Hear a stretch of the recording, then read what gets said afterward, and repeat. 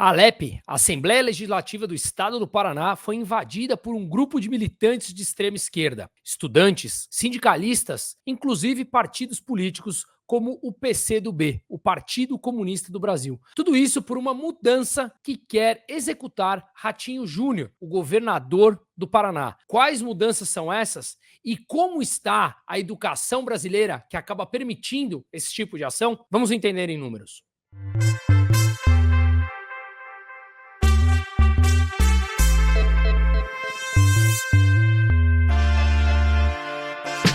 Vagas abertas do primeiro lote para o workshop presencial Caos e Oportunidade, a terceira edição. Será realizado dia 29 de junho, um sábado o dia inteiro, aqui em São Paulo. Falaremos sobre perspectivas econômicas e investimentos, que eu farei esse bate-papo. Traremos pessoas especialistas para falar sobre blindagem patrimonial, sucessão patrimonial, instrumentos financeiros para nos proteger dessas altas abusivas de impostos. Traremos também, claro que online, por ordem do STF, o Paulo Figueiredo, que está trabalhando tão intensamente pela liberdade de expressão no Brasil. Portanto, seja rápido, compre agora e garanta seu bônus exclusivo, que é a mentoria de 2 horas online comigo. Clique em Saiba Mais e adquira o seu ingresso. Na segunda-feira da semana passada, dia 27, o governador do Paraná, Ratinho Júnior, encaminhou uma mensagem de lei para a Assembleia Legislativa do Estado do Paraná que propõe instituir o programa Parceiro da Escola. Basicamente, esse projeto visa transferir para empresas privadas a gestão administrativa das escolas públicas. Falamos aqui da gestão e não a privatização de todo o sistema, que claramente é algo que, com uma mudança política que teremos que nos aprofundar no debate, eu apoiaria, numa mudança de mercado aberto. Mas aqui estamos falando da transferência apenas da gestão dessas escolas.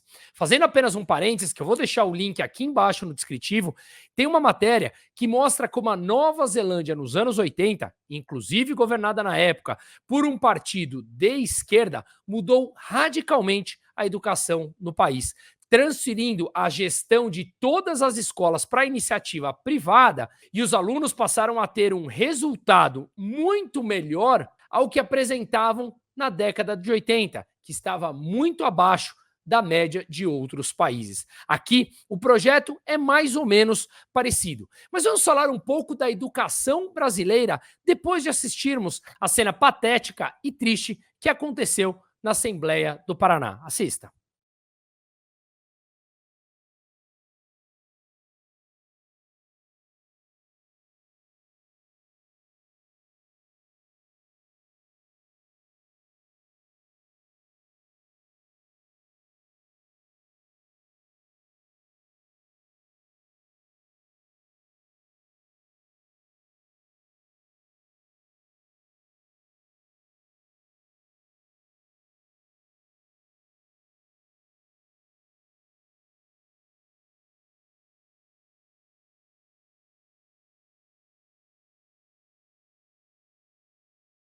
Pois bem, vamos então falar dos números da educação brasileira no ano de 2024.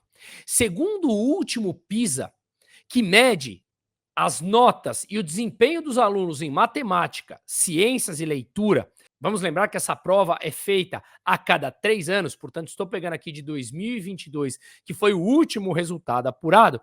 Nós tivemos, nas 3 matérias, matemática, ciências e leituras, nota bastante abaixo da média dos países da OCDE.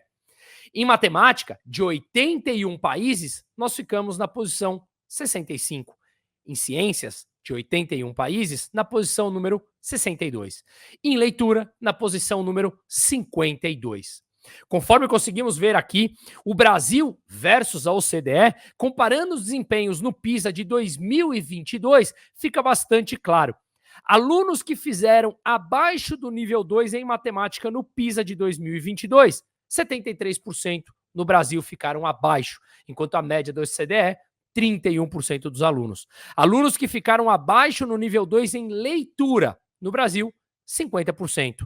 A média da OCDE, 26%. Alunos que ficaram abaixo do nível 2 em ciências. No Brasil, 55% ficaram abaixo, enquanto a média da OCDE, 24%. Ou seja, perdemos, e feio, em todas as provas medidas no desempenho pelo PISA. Os gastos com educação no Brasil, portanto, podem ser classificados como muito abaixo da média da OCDE? Também não. De acordo com a própria OCDE e estudos divulgados por eles, o gasto com educação no brasileira está por volta dos 5 a 6% do PIB. Depende da pesquisa e do ano que isso é aplicado, mas estamos falando agora na história recente. Enquanto isso, a média da OCDE gira entre 5,5% e 6% do PIB, ou seja, muito parecido ao gasto do Brasil. Mas vamos aprofundar um pouco mais para entender aonde verdadeiramente pode estar o problema. Numa outra matéria que a gente vê aqui, ele fala abertamente que o Brasil, de acordo com a OCDE, investe cerca de 6% do PIB em educação, conforme acabamos de falar.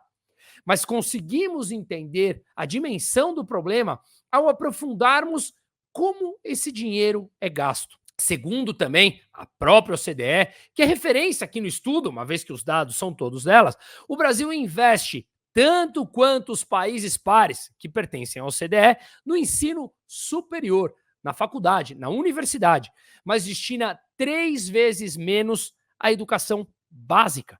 A educação básica é simplesmente deixada de lado. E claro, as pessoas vão chegando completamente sem formação alguma à universidade. E nós temos, claro, muitas universidades que acabam formando pessoas que continuam com problemas de entender e interpretar textos básicos, quanto mais estarem adaptadas ao que o mercado de trabalho exige hoje. De acordo com uma pesquisa divulgada, o governo brasileiro investe por volta de 5 mil dólares por ano por estudante na educação básica. A média da OCDE são quase 11 mil dólares. Mas veja, 5 mil dólares por ano que é destinado para educação básica. Passando isso para real, falamos de quase 30 mil reais por ano por aluno. Se dividimos isso por 12, temos mais de 2.100 reais o custo do aluno. Veja como a má alocação do dinheiro público fica explícita. É claro que há muitas escolas privadas com ensino muito superior a uma mensalidade abaixo disso. Portanto, está claro, assim como foi feito na Nova Zelândia e propõe o Estado do Paraná, que você abrir o mercado para a gestão privada e premiar aquelas escolas em que os alunos estão tirando as melhores notas, estas escolas passam a receber mais dinheiro público por mérito, porque os alunos estão respondendo melhor às provas e, portanto, o Brasil subiria no Exame Internacional do PISA, fica muito claro que essa gestão é muito mais eficiente, mas, claro, descentraliza e tira os políticos, os burocratas de plantão de cena. E aí que os parasitas não aceitam. Olhando aqui o investimento anual por aluno, como eu acabei de falar, segundo a fonte do OCDE, conforme vocês conseguem ver aqui nessa imagem, Luxemburgo lidera com quase 23 mil dólares destinados anualmente ao aluno do ensino básico. Repito, o Brasil na casa dos 5.600 dólares. Estados Unidos, mais de 15.500 dólares. A Suíça, mais de 14 mil dólares. Enfim, nós estamos na média com os países aqui ao nosso entorno. A Argentina, por volta de 4.200. Colômbia, 3.200. Inclusive, ganhamos desses países, mas em percentual do PIB empatamos ou um pouco abaixo da média da OCDE, como falamos. Mas, de qualquer maneira, são quase 30 mil reais, portanto, fica claro a má alocação do dinheiro público frente ao retorno que nós temos com as notas que acabamos de mostrar do PISA. Mas quando falamos do investimento nas universidades, o ensino superior, a gente vê um aumento significativo por parte do governo, em que o aluno passa a receber ou passa a custar por volta de 14.700 dólares, segundo a OCDE. Praticamente 3 vezes o gasto com o aluno no ensino básico. Inclusive, estamos à frente dos Estados Unidos. E olha o retorno que nós temos. Nessa matéria da própria BBC, a gente consegue ver. Brasil está entre os que menos gastam com ensino primário, mas tem universidade com investimentos europeu. Ou seja, gastamos muito e o nosso retorno é muito baixo, não prepara para o mercado de trabalho. E, claro, no início da vida escolar, até chegar à universidade, nós não formamos pessoas capazes de suprir a demanda do mercado de trabalho, ainda mais agora em 2024. Seguindo com mais problemas da educação brasileira, vamos nos aprofundar um pouco nos números do FIES, o Fundo de Financiamento ao Estudante do Ensino Superior, aquele que, inclusive, recebe um investimento de mais de 14 mil dólares, como acabamos de falar. Entre 2010 e 2013, o número de inscritos no programa do FIES aumentou 450%. E o custo do FIES, para o Estado como um todo, saltou de R$ 1 bilhão para mais de 14 bilhões. Dos 3 milhões de estudantes que participaram do FIES, 2,8 milhões ainda estão em débito com o governo federal. O calote foi de mais de 50%, gerando um rombo de 77 bilhões, segundo o relatório do próprio Ministério da Economia. Quem não lembra, quando o governo petista adorava falar, e segue adorando, que precisam construir universidades. Não basta subir paredes e chamar aquilo de universidade.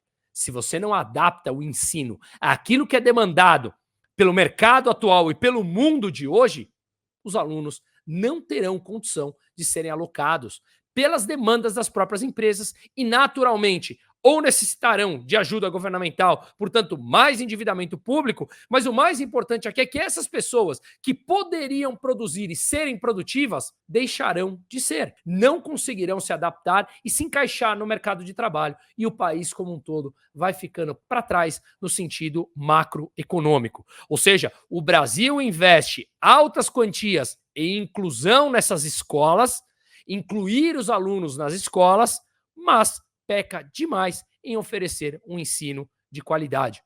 Vamos comprovar isso? Pois bem, analfabetismo funcional atinge 29% da população brasileira. 29% da população brasileira é analfabeto funcional, ou seja, pessoas que têm dificuldade em interpretar um texto básico. Não adianta falar que os salários são baixos. Os salários não têm a ver, assim como já foi desmentido claramente Karl Marx, em que ele falava que o salário tem que ser atribuído às horas trabalhadas. Não, o salário tem a ver com a produtividade. E a produtividade brasileira está estagnada há mais de 35 anos, como tivemos a oportunidade de analisar a produtividade brasileira num vídeo na semana passada que está disponível aqui no meu canal do YouTube.